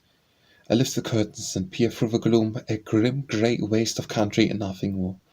My soul is prisoned in this mortal tomb. It chafes and frets like waves on the lee shore. Why is it that our yearnings reach so strong for what comes nevermore? Spring 1866, by Augusta Trask. The quiet earth greens at the touch of spring, no more the mild blue skies are dim with smoke. No more the bugle's startling war notes ring, no more the sunshine glints with sabre stroke. The bluebird whistles from the forest tree, the wood is sweet with wild arbutus breath. The winds that sweep the fragrant southern sea no longer bring us news of strife and death. The war is ended. We can sleep at night, dreaming no more of bristling battle plains, where men and horses mingle in the fight, and shot and shell drop fast the murderous rains. The faithful sentinel can rest him now. His musket hangs above some cottage door. His children climb to kiss his lips and brow, and hear the story of a charge once more. Peace reigns. 'Tis quiet all across the land. The hearth-fires gleam, the heroes are at home, save those who fell from out the loyal band, whose tired feet will never homeward come. God rest them well, and let the summer rain fall gently on the sod where autumn grows. Relieved from care, released from toil and pain, we heed not summer's flowers or winter's snows. Bought with a price of precious blood, this glorious peace that in the end is ours. God sent his judgment in the fiery flood, his peace at last, a forward crowned with flowers. Stars of Night by Claire Augusta Jones Trask. The shades have come, a rest on wood and field. The day is gone and vanished as the light. The purple skies are faint, soft splendor yield, illumined by the glowing stars of night. In the dim grey of evening it is sweet to wander over fields with dewdrops bright, lingering along where leap the brook's little feet, gazing upon the glorious stars of night. Come, night, I love her quiet, hollowed still.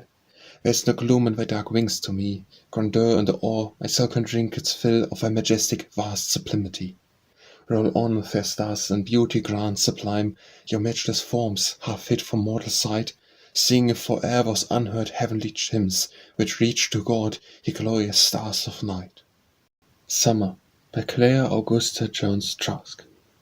Summer on the mountains, where the heather blows, summer in the fountains, where the water flows. Bend the clouds in shadow o'er the rocky height, sunshine in the meadow, with the clover white, all view of the picture made of shade and light. Children pick the berries all along the leas, pluck the blood-red cherries from the drooping trees, chase the nimble scribble over hill and brow, put the calm in peril with a laughter gay, scatter wide the clover smell from the new mown hay. At the hush of even glow the silver stars through the purple heavens, soft empyrean bars. On the shore the billows break the melodies, while the snow-winged vessels shiver in the breeze. God, the living spirit, stands upon the seas. Summer is gone by Claire Augusta Jones Trask. Across the fields the gleaming coat of autumn time steals low, the maples flush with crimson heat, the sumach fervid glow. The morning airs are damp and cool, at night the skies are grey. The wildwood silence tells the tale that summer's gone away. We miss the birds that sing in June, we miss the sweet-lipped flowers, we miss the soft airs of the south, we miss the long slow hours. These autumn days are all too short, but brilliant in decay. Their very splendor saddens us, for summer's gone away. The frost that blossoms by the brook, the nuts, the forest shades, drop one by one. The asters pale, hide in the woody glades, the mornings shorten, and the sun falls with slanting ray. All nature tells us mournfully that summer's gone away. The Asphodel by Claire Augusta Jones Trask. A fair queen, one radiant night, strayed from her fable spheres down through the crimson clouds that filled the mellow atmosphere. She saw this earth hung like a lamp in the great silent void, a miracle of wondrous form, finger mark of God. She folded up her breezy wings to visit this new land, and sank upon a seaweed leaf down in the harbour sand.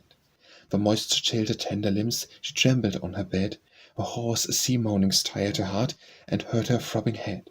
She said, I'll call my minions down to build a palace hall, where I can dwell where I chose to make this earth a coal. She struck her lute, a blade of grass, 100 fairies came, with little wands of yellow light, and crowns of amber flame. Soon as she told her royal wish, they bowed to the behest, and flew away, each with a hand of fealty on her breast.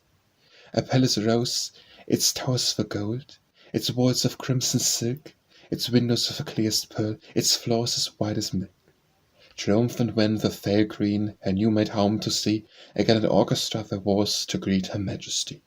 Robins and bees and grasshoppers sang each a rare refrain, and over all the moonlight poured its glittering silver rain. A miracle of art and taste, the very palace stood, a royal perfume of its sweets floating from many a root. And to this day maids love the flower where the queen came to dwell, and bind within the wealth of curls the peerless Asphodel. A Child's Wishes by Claire Augusta Jones Trask. If there were a robin with breast of crimson red and black and shiny feathers, on my bonny rough head so high above the treetops, the mother I could fly, you'd almost think me sailing up to visit yonder sky. Or if I were the south wind that sings so soft and deep, that scampers down the hillside among the flocks of sheep, I'd fan the little lambkins through every sultry day, and make the sweet white clover bloom for them all the way.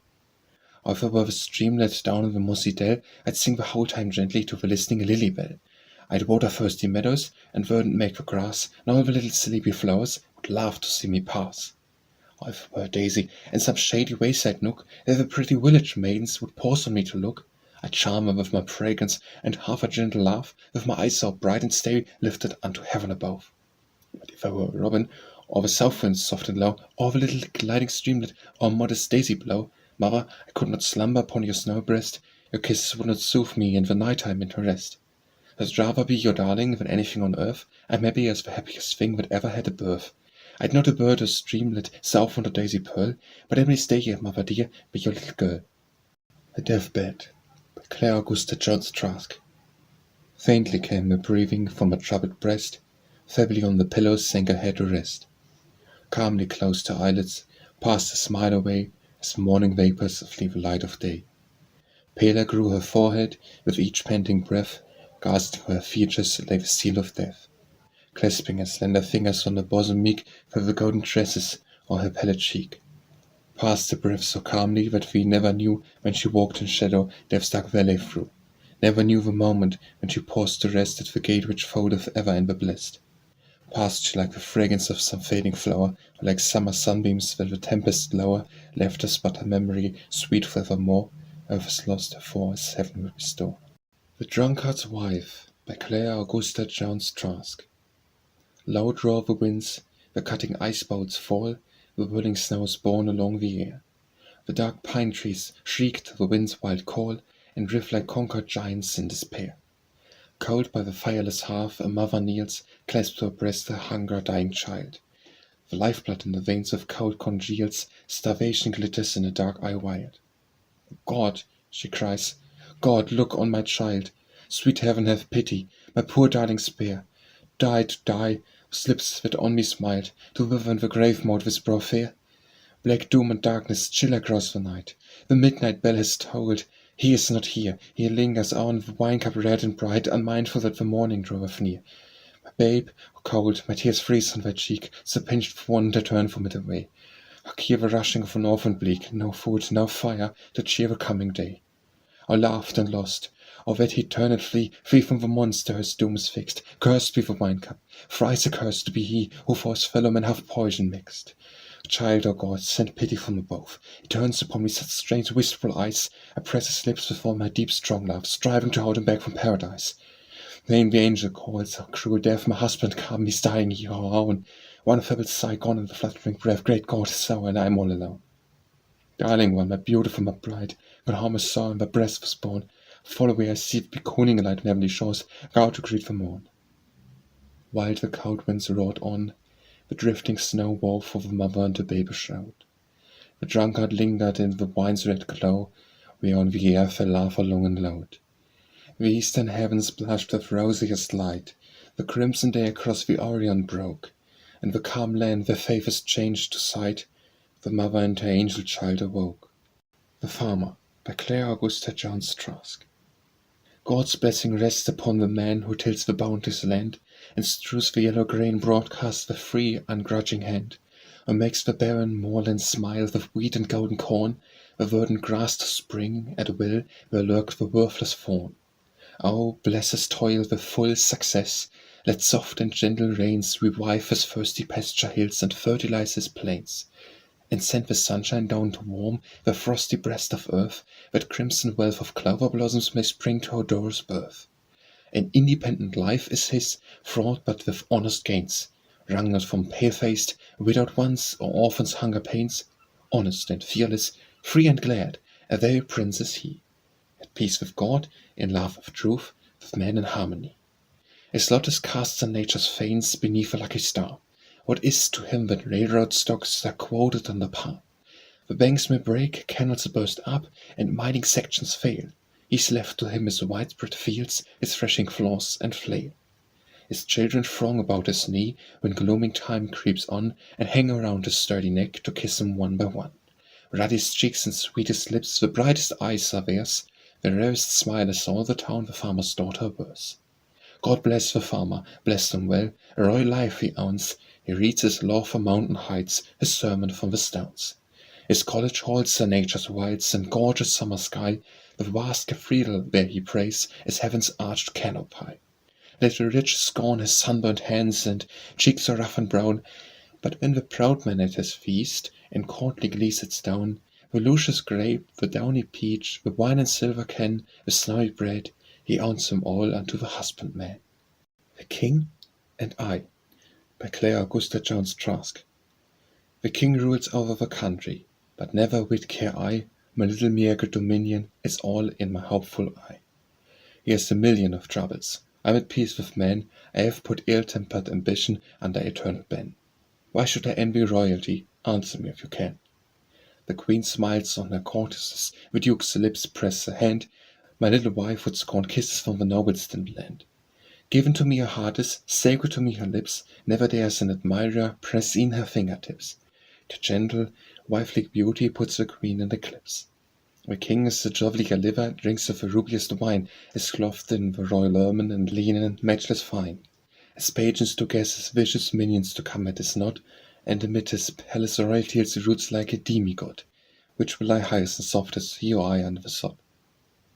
Give me my lowly cottage, my wife and my brown-eyed girl, one my royal diamond, the other my princess pearl. Go king, ride, drink and conquer, drown your birth and your pride. I wouldn't lift up a finger to sit on a throne by your side. For God and the true love have blessed me, can I ask for beside? The March of Life by Clara Augusta Jones Trask. With noiseless street the fleeting years go by, and leave but memories of their griefs and joys, and life's gay vanities we prize so high, when looking back are valueless as toys. Our lapse of time, our days forever fled, our youth and gladness past forevermore. Our fond, sweet hopes that lie so cold and dead, and strewn like wrecks along life's rugged shore. Once all the world was bathed in rosy light, the future hid itself in golden haze, mornings of perfect beauty burst from night, and lost themselves in glow of heavenly days. We stood beside life's sea, and felt no chill. The tides leaped up in music on the sands, we heard no cries of lost souls break the still, we saw no beckoning gleam of dead white hands. Ah well, we live and suffer, love and lose, graves of our dead are green along the way, and as we near the twilight shades and dews, we find it is December and not May. God grant us faith, and unto it we'll cling, faith which accepts all things as for the best, which looks for death only to bring some change, some pleasant change, and trusts him for the rest. The Old Barn by Clara Augusta Jones Trask.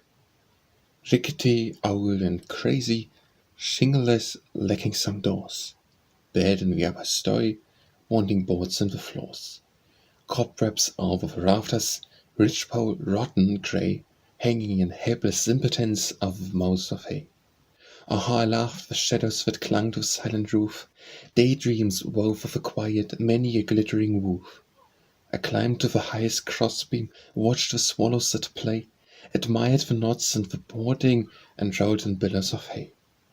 Roughly the winds tore round it, winds of a stormy day, scattering the fragrant hayseed, whirling the straws away, streaming in at the crannies, spreading the clover smell, changing the dark old granary into a flowery dell.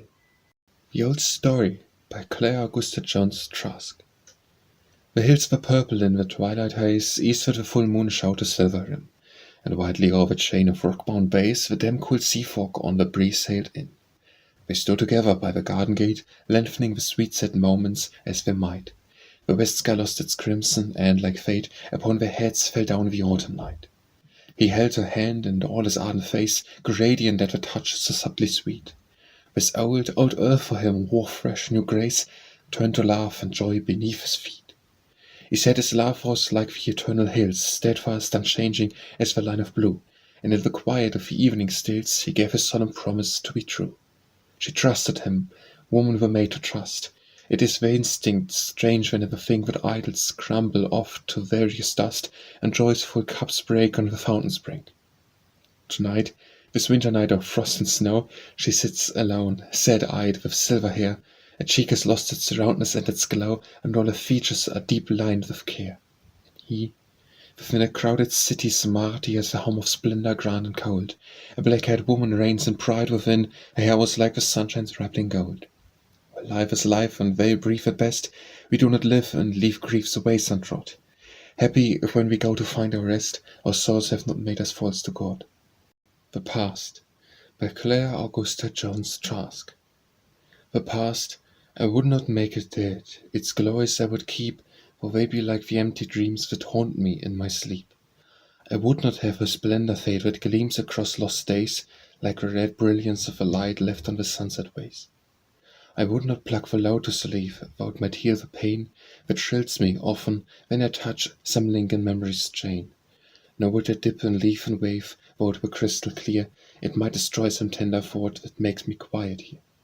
The sharp experience that time gives we greatly profit by. 'Tis well to keep remembrances of all our errors nigh. Perhaps 'twill help us to forgive the wrongs that others do, to be in mind while blaming them that we are guilty too. And when there are such pleasant things connected with the past, that all the whole of life's rough track a glow of light will cast. Touches and tones and tender thrills, caresses lost forever, but still they give suggestions dim of what might have been here. The Pilgrim, by Clara Augusta Jones Trask. Jerusalem, how can it be, when eyes behold thy towers? The slanting sunlight pours on thee its flood of crimson flowers, while heights rise up, dim, wired and grim, against the blood-red sky. Jerusalem, Jerusalem, in holy awe I cry. But where, oh where, the pride and pomp swayed once within thy walls? Where the gorgeous panoply of Herod's palace holds? Where the shrine and sacred cups, the temple font and throne, a Circassian and ruthless Turk profane the altar stone? The sword, the devastating sword, has made thee desolate, and nevermore, our Palestine, shalt thou be called the Great. The cross and crest can all the hills have held a turned sway, and Israel's persecuted tribes have vainly looked for day. And where the date and fevery palm and ancient cedars grew, the Gentile plows have torn the soil, disturbed the hollow dew, and feet unsanctified have pressed the turf of Zion's hill, and foreign hordes laved in the flood of Sadron's holy rill. The Mount of Olives, awful gloom, hovers abroad o'er thee. You wept and prayed upon thy brow in deepest agony, and from thy summit pure and wise as words like balm distilled, and Jew and scribe and Pharisee with awe of him were filled. Jerusalem, Jerusalem, I've wandered o'er the sea, and passed by many a classic shrine, dreaming the while of thee, and resting neath this victory shade, I gazed on all thy dearth, but still, Jerusalem, thou'rt the holiest spot on earth. The Pines, by Clara Augusta Jones Trask. Above a highland ridge they lift their belt of sombre green, the meadows and the silvery stream in silence lie between.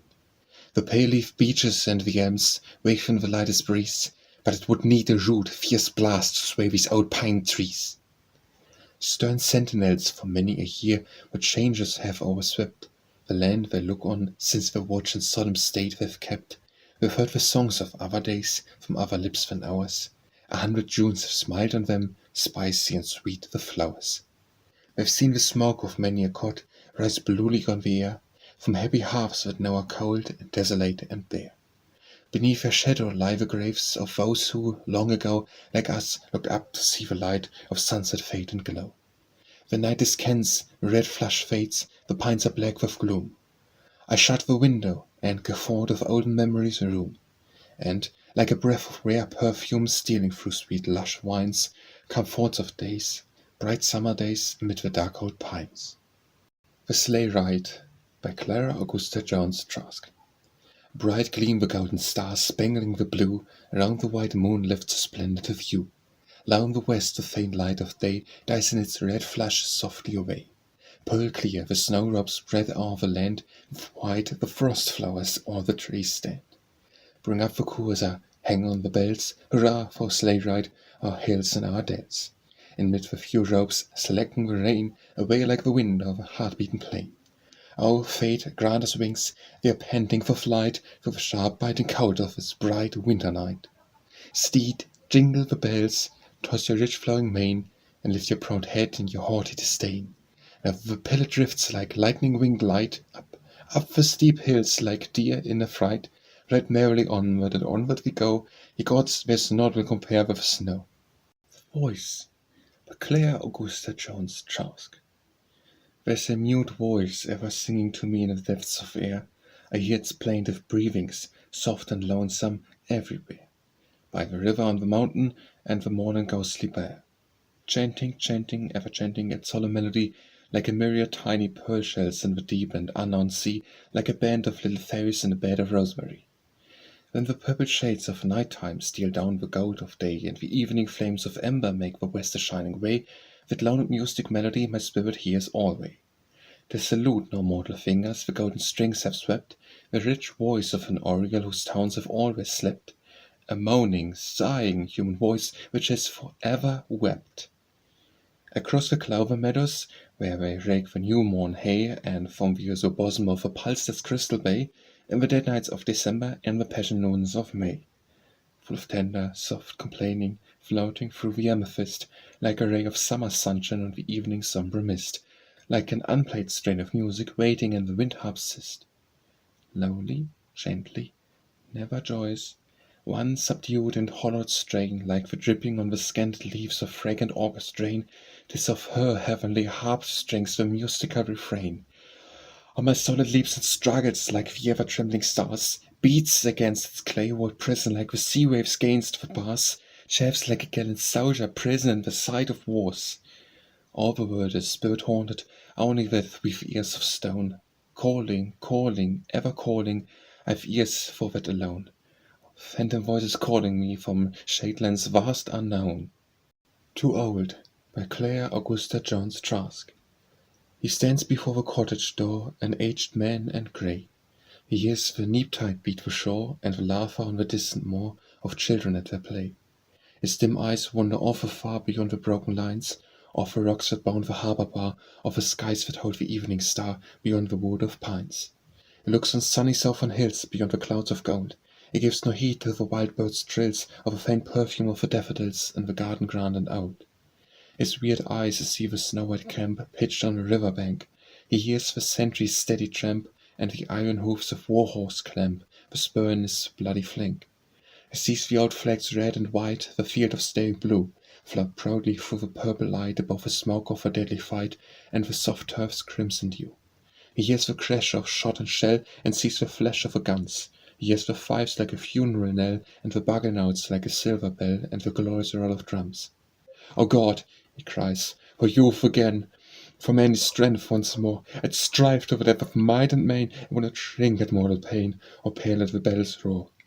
My hair's white with age, I know, and if they'd let me stand with our brave recruits before the foe, where hot shot falls like wind as now with the flags of my hand, I would not flinch, more if the air were red with death and flame, more cannon breaths than my hair, and death was busy, all things I dare for country and her fame." The soft night falls, he breathes a sigh, he knows his dreams are vain, but he yearns for the distant battle sky, and his old blood stirs to the battle cry, and his heart is young again. Trifles, by Clara Augusta Jones Trask. Little streamlet, murmur on thy quiet way, down in the lowland meadows kiss the crowfoot gay. Refresh the thirsty cattle, cool the reaper's brow, lave the hazel bushes which the ripe nuts bow, all thy course with humble gifts, little stream endow. Red-lipped blushing daisy, pride will pass thee by, but thy modest sweetness draws her thoughtful eye. Cast the fragrant odours on the soft breeze, touch the brow of beauty, scan the clover seas. Make a feast of honey for the toiling bees. White clouds sail the azure amid the crystal stars, drop their graceful shadow through the amber bars. Gather strength and moisture, let the rain come down, pearly, pure, and heavenly, on the dusty town, on the drought-parched country with the rich flood drown. Sweet west wind steals softly down the royal heights, in the drowsy daytime and the starbright nights. Waft the balm of healing over lonely moors, in at palace windows, in at cottage doors, give the toiling millions health from thy full stores. Souls of nature humble, guard thy talents small, stay thy feet on virtue, take heed lest they fall. Cheer the sad and weary, lend a helping hand, God loves an earnest worker, who heeds the wise command, to let his light shine broadcast of a gracious land. Undismayed, by Clara Augusta Jones Trask. Courage, ye fainting hearts, for darkness rules today, maybe the more a sun may chase the mist and gloom away. For no war's clarion tongue rings through the startled air, the voice of peace shall yet proclaim its victory everywhere. Grim into every house as some fearful trouble comes, O God, the lonesome hearts tonight, the desolate homes, for us who stay behind to watch and pray and wait, but it is harder than for those who go to seek the fate. But shall we fail and sink beneath the weight of woe, we who have bid our dearest ones gird on the sword and go? No, but we suffer loss, and weep our secret tears. We look beyond the present time, look to the coming years. A grand great good can spring through painless ease to birth, the hand of chastening falls with weight upon the cringing earth.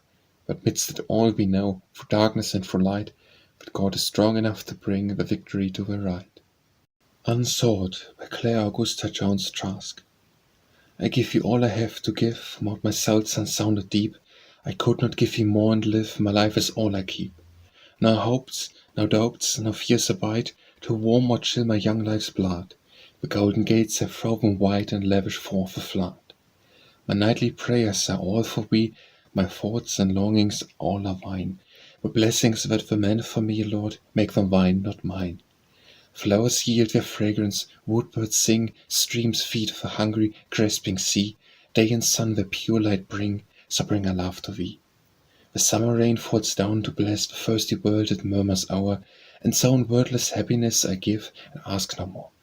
I know full well thy heedless air, from the cold eyes I turn away. I know I have no portion there, but I can wait and pray.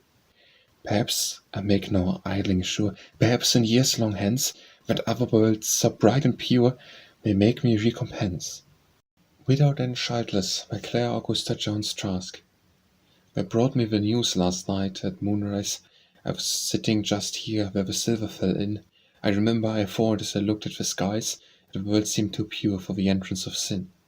I laid down my head on the cool window ledge, half happy, half sad, with a trembling unrest. I drank in the sweets of white hawthorn hedge and flushed in the air gushing soft from the west. A faint, hollow knock at the portico door jarred on my ear. Was it fancied or real? Sadder sound than had ever alarmed me before awakened from slumber my dreaming ideal. I shuddered. It was cold, the night air was chill, frigid and icy, my heart stopped its beat. Omen! Oh, was it an omen of ill? What grim, ghastly phantom my vision would greet? Slowly and solemn my visitant came, with irresolute lips and tear-brimming eye, spoke to me pitiful, called me by name in a broken voice, choked by a shuddering sigh. It's been a great battle, many are slain. Tell me, I cried, with whom victory rests. Our proud flag, he says, floats high over the plain. Our brave soldiers lie with their swords on their breasts. God, I cried out, God for the right. Madam, said he, true-hearted brave men went down unto death by scores in the fight, down in the fell cannonade. What when? God rest them, I said, with a sharp sword of dread pierced into my breast, chilly and numb. Speak the worst, said my eyes, are they living or dead? My cold lips wise flakes frozen and dumb. Could it be, can it be? No, no, no, no. God is too merciful, God is too kind. Both my brave sons, my darlings, laid low, heaven be pitiful, I fall, I am blind. Is not that quite enough, both of them slain, torn by the cruel shot, bruised by the shell, lying still, coated with the blood-crimson plain, uniformed, armed, open-eyed as they fell? Still another, said he, husband, great God, killed by a shot from a bold grenadier, poured out his life on a red, reeking sod, where the tramp of mad charges smote on his ear. And blasted, desolate, lightning-cursed, shorn, let me alone in your triumph alone. Why would you trouble stricken, afflicted, forlorn? Leave me and pass me, I am feelingless down. Then your army comes back, the flag streaming out, a rolling of drums, bugle blasts and hussars. Flushed hot with your triumph, aloud you will shout for the brave and point to the badges of stars. I look, let the gleam dazzle, cast not away, I fought to the soldiers who toiled, bled, and died. Let them rest, they fought well through the smoke-darkened day. When you pass me, look away, turn aside. Work by Clara Augusta Jones Trask. The guard was sitting idly with useless folded hands, mindful of the desert spots and wastes of barren lands. Up, rose from his dead stupor, and girt one armour on, and once a firm resolve is made, full half the battle's won. What right has vow to squander the talents God has sent, what right in rust to build the powers he has lent, to battle bravely ever in stern defence of right, and carve on faith a shining way up to the hills of light. The whole world calls for labour, there's a thirsty dearth of earnest, working Christian souls throughout this widespread earth, a lack of strong-armed pioneers to break the ranks of sin, and woo to virtue's safe retreat the foot's a wanderer in. Up from the stalls, pioneers, up with the writer's trust, why in this aimless idle life let noble talents rust? Work while the day endureth, work ere the night shall come, at evening when the shadows fall, God calls his servants home.